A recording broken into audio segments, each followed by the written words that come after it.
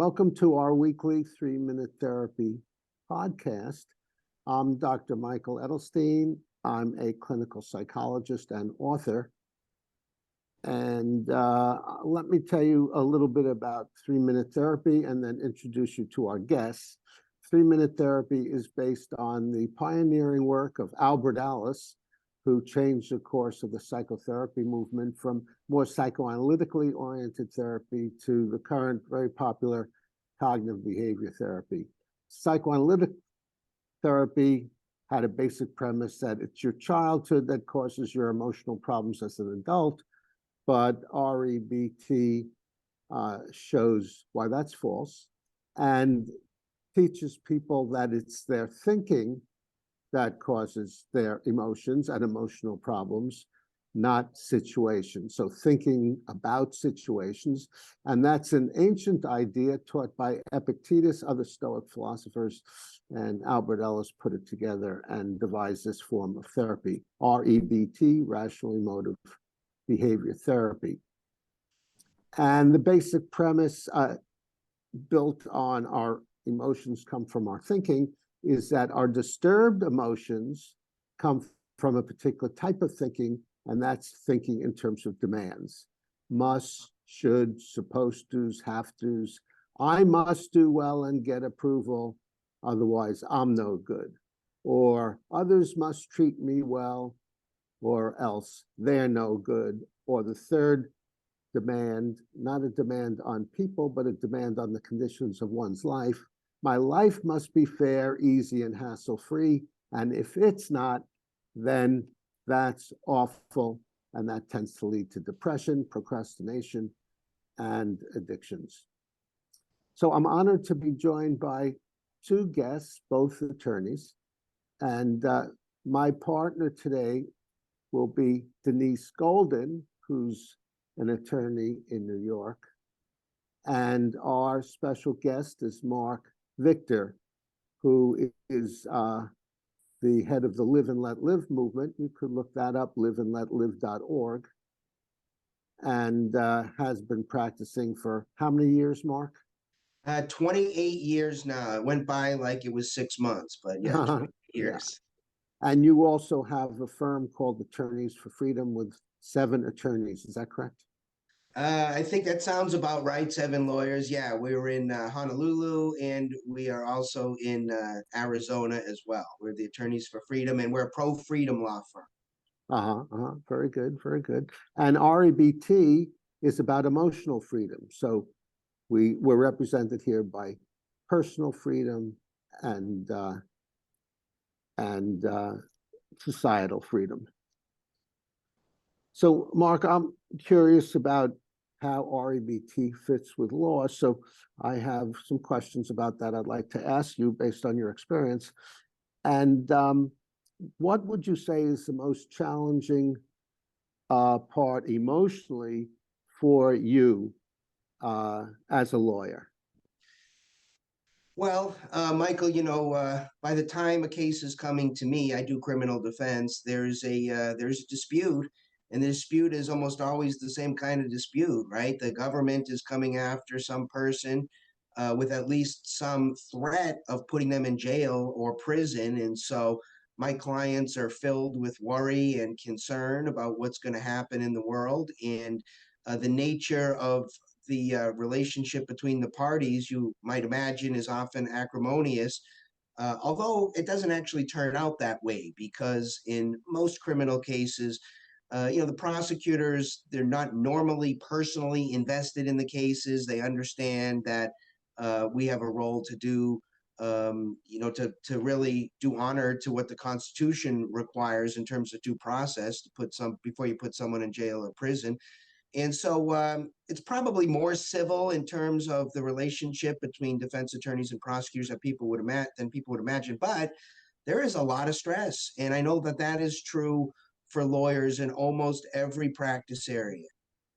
Yeah. Now, one of the basic premises, as I mentioned, of rational emotive behavior therapy is that stress never comes from situations, but from our thinking about it. And when people think that the situation caused their stress, we could call that misattribution. they're attributing the stress to the situation. So as people go in general, most people think that way. But lawyers are very bright. They went through law school and a lot of training. Have you noticed that lawyers also fall into this trap of attributing their stress to the situation? Yeah, this is a human problem, right? And Right. so whether you're a lawyer or not doesn't make any difference. I got lucky. I ran into this guy named Michael Edelstein, and he started educating me about these kinds of ideas. And then, quite independently from that, I started studying the writings of Marcus Aurelius and Seneca, and I like to pursue the Stoics. I think that they had a lot of great things to say. So in fact, last week at my law firm, we often have a day, we call it the 7 Habits Day, where we go through what Stephen Covey put together in the 7 Habits. But I took half that day and we talked about Stoicism. Because I think it's that important to spend time on really being in control of where you're spending your thoughts, what you're thinking about, how you frame things, not losing your perspective. If you want to increase your overall happiness, this is certainly the course. This is the way to get there. Great. By the way, Denise, anytime you want to ask a question or comment, interrupt, raise your hand, anything like that, don't feel obligated though. Okay, well, now that you brought that up, yes, I have a question for Mark. Can you give us an example of where you applied your Stoic philosophy or REBT to a situation? Yeah. Great question, Mark. Yeah, excellent. Well, there are 2 meditations that they're not really meditations, but the ancient Roman Stoics use the word meditation. They use it differently than maybe the Buddhists use the word meditations. But there are 2 that are related that I'm very fond of. First is the last time meditation, and the second is a negative thoughts meditation. The idea here is that on the last time meditation, you just recognize the truth of reality, which is there will be a last time for every single thing that you do. And you don't know when the last time is. You don't know how many more times you have. And so take a second, think about that, and imagine that what you're doing right now, it could be the last time you ever do such a thing. And that changes your perspective. And also the negative thoughts meditation is, you think about all the horrible things that have not happened, that could have happened, but didn't happen. And you come out of that feeling so lucky. Oh my God, I got this terrible, for the last few days, I've had hiccups and it was driving me crazy. And I was feeling bad about it. And then I thought about all the other horrible things I could have had that I would have killed to have hiccups, right? And so it made me feel so much better about that. The facts of reality didn't change. It was my thinking about those facts that changed. And as you develop a skill here, you first got to convince yourself we're not doing anything tricky. This isn't supernatural. This is the real deal, right? I mean, this is the truth of the situation. This isn't, affirmations in the mirror or playing mind games or something. It's actual reality. And so get your brain around the fact that get the bigger, wider perspective on what's going on. We're also lucky to be alive in the first place, right? And that we live at probably the best time ever to be alive, and we're very likely living in the best place to be alive. And all the infinite number of horrible things that could have happened and did happen to other people that haven't happened to you. We should be celebrating, it seems, every second of every day, not upset about things. That would be preferable. There's no reason we should be celebrating. And it's not the hiccups driving you crazy. It's important to have that first insight. Yeah. I'm driving myself crazy about the hiccups, and I can change that. This is one of the great things about hanging around with Michael, because he's right about this stuff. But, he gets you into the habit of thinking more correctly about things. And I love that he corrects me. Sometimes I'll say something, this is a good person or a bad person. No, this isn't a good or a bad person. This is somebody who did something that we decided was good or bad or something. And they're imperfect humans who act imperfectly. Absolutely. Yeah. It's And really when you work with other attorneys, and especially in the courtroom with judges, do you find they tend to be relatively reasonable and don't have a lot of musts and shoulds, or putting themselves down or putting other people down, or is there a difference there? You know, it's very hard to generalize. I try to reject generalizing about groups because you're always going to be wrong when you do this. But for the most part, most judges I've encountered in my 28 years, while I don't agree with the law that they're interpreting and applying in many cases, most of them do a pretty reasonably good job applying it. Of course, some of them are biased, right, towards the state because many in the criminal realm have come from the prosecutor ranks rather than the defense attorney ranks. But on the other hand, I've seen some of the judges I've liked the least come from the defense attorney side too. So it's very hard to say. But for the most part, I'm a fan of our criminal justice system. Uh-huh. And Denise, how about you? You're very good at sniffing out irrationality in people. How about you in contact with other attorneys? Do you find them as Well, reasonable or unreasonable as the average person, or is there a difference? well, the average person is pretty, unreasonable. Each of us, we have to work very hard to become reasonable. And Right. as Mark said, you often remind me of the realities of the world, and you're very disciplined in that. And when I speak to you, I get the opportunity to discipline myself again. But generally, I think most people are functional. I think the legal system in New York is sort of functional at times, but I find most people irrational. Yeah. Well, I actually agree with Mark, Denise, in that it's hard to overgeneralize. I think people are irrational in many ways and rational in many ways, and it's easier to see their irrationality and craziness, especially if we're REBT trained and we're vigilant about that.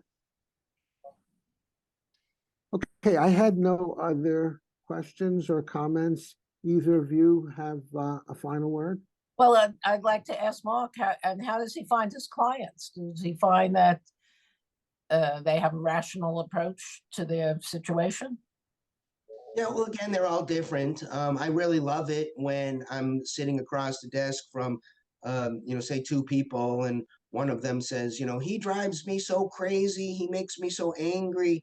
I hear the Michael Edelstein in me, starts having fun with that, and I say, oh, does he make you happy sometimes? Is he?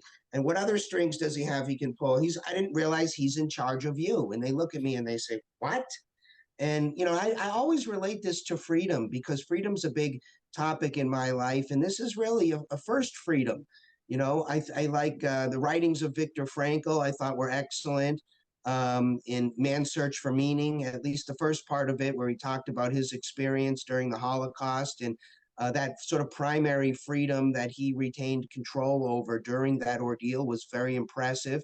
Michael's book, 3 Minute Therapy, I thought was really fantastic. It was, a series of these experiences with other people and how he resolved them. And once you start understanding, hey, there's a method, there's a process here to sort of unwind what's causing the problem, and it's your thoughts about the problem, right? The universe doesn't care about these kinds of things. It's how you think about these kinds of things that matters. And then there's a way to, step back. And I also am a big fan of meditation because I think meditation helps you take that step back, recognize that, hey, I'm having these negative ideas in my head, and hit that pause button, take a step back, and then think about things from maybe a slightly different perspective. And as soon as you do that, not only do you not feel sad about things or frustrated about things, you probably are going to hit the other end of the spectrum and say, wow, that's not really much of a problem compared to the kinds of problems I could have. And then, in the Stoic training, the author I dealt with, whose name escapes me at the moment, says, look, step back and think of it as a challenge from the Stoic gods. He says, step one, figure out a workaround in a cool-headed, rational kind of a way. What can I do to get around this problem? And then number two, evaluate yourself on that workaround and what your attitude was as you were working through it. And if you get into this habit of seeing life setbacks as one of these challenges from the Stoic gods to make you stronger, then I think you overall live a happier life. And if that's what you care about, you got to get control of how you think about what it is that you're experiencing. It's all about that, right? Because again, the universe throws experiences out there. How you think about those experiences is the key to your happiness. Mark, listening to you, I'm thinking you're on the road to becoming an REBT therapist. I love it. I think there's a lot of wisdom. I love sharing. When I find things about the world that I think can help improve other people, I love sharing those things. And Michael, you just do such a great job. I wish we were around each other more because it would help me more easily get into that mind. Because we all slip in. Sometimes you slip into a negative state of mind. That's just part of being human. It's getting yourself out of that. It's recognizing that you're in a negative state of mind, knowing what to do to get out of that. And again, Michael's book is I'm just saying it because it's the truth. If you haven't read it, you should get it. It's an easy read. It's a very helpful read, and it gets you into the mindset of working through these different kinds of problems. Yeah, you can also take a look at my website where I have some chapters in my book and other ideas along these lines, and that's 3minutetherapy.com. 3 is spelled out, 3minutetherapy.com. Also the name of my book. And I think you could actually even do this in 3 seconds. I start with people. I start with people, and they say, "Really? Oh no, my life is terrible." I said, "Well, I start with, do you live in the Ukraine?" And as soon as they get the gravity of that question, instantly they're in a different situation, right? And I asked them something that was, a legitimate question. There's no BS in any of this, but once they put their brain in a different perspective, it changes everything. And the ability to do that, the knowledge of why to do that, I think is really the key here. Yeah, it's interesting that you said you could do this in 3 seconds, because it reminds me many years ago, I was at a workshop conducted by Albert Ellis, and he mentioned my book, and then he said, you can actually do this in 3 seconds. So, and in 3 seconds, you can remind yourself, if you're upsetting yourself about a situation, it's my thinking that's doing it. I can change my thinking. That's maybe 2 seconds. Yeah, in Stoicism, they talk about really 3 different categories of things. There are things that you have absolutely no control whatsoever about, like, for example, whether Vladimir Putin is going to use a tactical nuke in the Ukraine. I'd love to someday have some influence on that, but right now I don't have any influence on that whatsoever. So those things, for me to spend time worrying about that stuff is probably the definition of wasted time, wasted thoughts. Then there's the category of things I have close to 100% control over, like my attitude, like my thinking about the problem. This is, I think, where a lot of what Michael is saying comes in. I have great control over how I think about that problem, so I should spend a lot of time there. Then there's the sort of mixed area, right? I have some control, but not. I have some, like, if I, as an example, in his course, he talks about playing a tennis match. Well, I have some control over if I win the match, but not full control. So he basically looks at it and says, what portion of this do you have control over? Well, I have control over whether I play my best. So I'll set that as my goal. So I just used this in an experience I had. I was running for United States Senate in Arizona as a libertarian. I have no control over what other people do with their votes, none at all. But what I had control over was how I presented myself, what I said, how I said it. So I made it to be my goal to present the philosophy of what we call the live and let live philosophy, to present that to the reasonably the best of my ability. Because as Michael points out, it's never going to be perfect, right? I'm never going to do a perfect job. But I do reasonably as well as I could have done. And I think I hit that mark. And so in that regard, I achieved my goal with my run for Senate. And it made it so much more manageable for me rather than stressing about every little thing that I have no control over. It seems ridiculous. Yeah, yeah. And I would modify what the Stoics say about the dichotomy of control. Either you have control or you don't. You do have influence, and you can, for example, in your run for Senate, Mark, you had influence over how others would vote by delivering a good message, by exciting them about what it would be like if you were senator, those kinds of things. So you still had influence. Also, I wanted to say something about Viktor Frankl, since you had mentioned him, and his great book, Man's Search for Meaning. And he really illustrates this idea of our thinking causes our emotions very, very clearly, because what he said was when he was in a Nazi concentration camp, although the other inmates around him were very, very depressed, he decided to give himself a meaning of being there. And his meaning that he decided he chose, no one gave it to him, was to help the other inmates. As a psychiatrist, he helped them emotionally, and that helped him get through that experience. So Amazing. Yeah, just yeah. amazing. Yeah, and I wish you were out here more, Michael. I'd love to have you talk to my crew and give them a little lesson Yeah. on exactly what it is you teach, because what you teach is very, very wise. And in fact, I would love to integrate it even more into what the Live and Let Live movement is about, if we could, because this is something, the same thing, the same reason we're pushing freedom and peace. This is something that just helps other humans live a happier lives while they're on the planet. And I think that's ultimate value here that we're looking for. Very good. I'd Yeah, like to say Denise? one more thing about REBT, that the practicality of it in opposition to the philosophical ideas, which are wonderful if you're a philosophical type, but there's a practical aspect to this, and REBT allows for an opportunity to practice on a daily basis, a very practical form of the philosophy. Yes, yes, and very good, Denise. And that's referring to one way of practicing it is the 3-minute exercises. And if you're interested in learning more about the 3-minute exercises and practicing this, just do a search on my name and 3-minute exercises, and you'll see a lot about that. I also have a Psychology Today blog where they call me the 3-minute therapist, and I talk about this practice as well. Well, thanks both of you for a great program. I really enjoyed it. And so thanks Denise Golden, Mark Victor, and Chris Rossini, our technical engineer in the background. Comment below if you have any thoughts about what you heard. Give us a thumbs up, a like, if you enjoyed this and learned something from it. Suggest subjects that you'd like us to discuss. Volunteer.